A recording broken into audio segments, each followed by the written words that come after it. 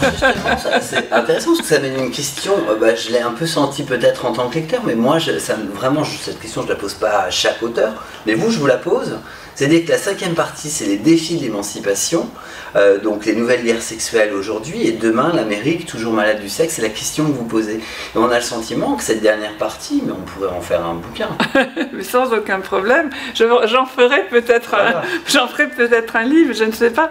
Parce que ça, c'est vraiment intéressant. C'est vrai que la période contemporaine, elle est tellement riche, tellement pleine de contradictions entre d'un côté, à la fois mes observations et les études d'opinion montrent que les gens, quand même, aux États-Unis, sont de plus en plus tolérants sur les modes de vie des uns et des autres. Ils ont de moins en moins envie d'imposer par la loi ce que devrait faire le voisin, mais que d'autre part, il y a des réactions vraiment ultra conservatrices, très très fortes.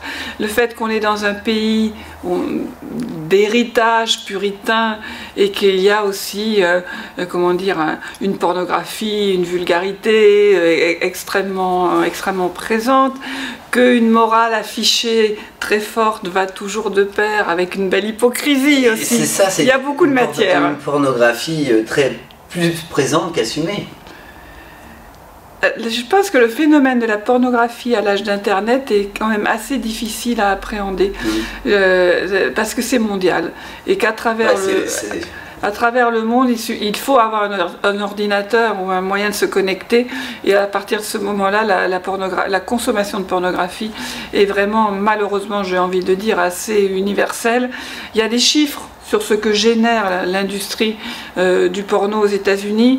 Proportionnellement, c'est pas très différent de ce qui se passe en Europe. Le grand roman intime de l'Amérique, quelle influence il a sur notre pays, la France? Sur notre intimité de français.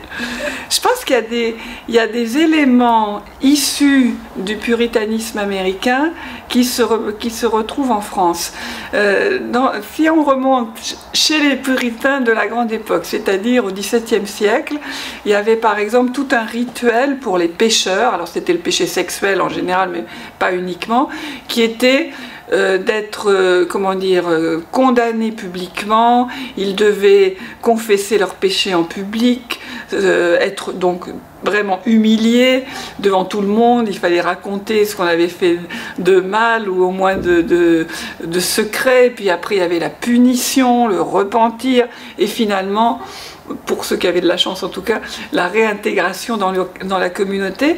Je trouve qu'à travers la culture populaire américaine, bon, beaucoup le cinéma, la télévision, c'est un mode de fonctionnement qui s'est implanté un peu en Europe, alors rarement pour les questions sexuelles, mais qu'elle n'est pas le politique, le chef d'entreprise, le responsable de médias qui un jour ou l'autre ne se retrouve pas avec une grande hypocrisie en général, me dire « je regrette, je vous présente mes excuses », etc. Et ça paraît souvent l'étape indispensable pour avoir une chance de sauver sa tête, au moins de manière métaphorique.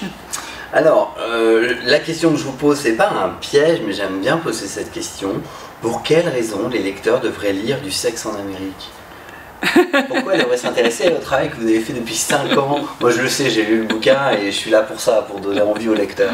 Mais je veux votre réponse à vous. Je pense que la meilleure raison de lire ce livre, c'est que c'est un roman.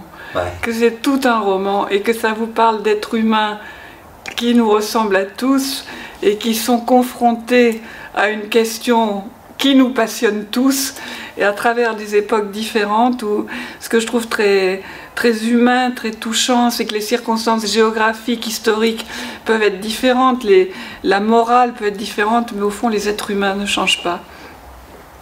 Nicole Bacharan, un grand merci pour cet entretien. Du sexe en Amérique, c'est aux éditions Robert Laffont, une autre histoire des États-Unis. Et je suis d'accord, le grand roman intime de l'Amérique. Je suis d'accord avec cette petite phrase de 4e de couverture. J'invite les internautes à devenir lecteurs, parce qu'effectivement, on apprend plein de choses et ça se lit comme un roman. Merci.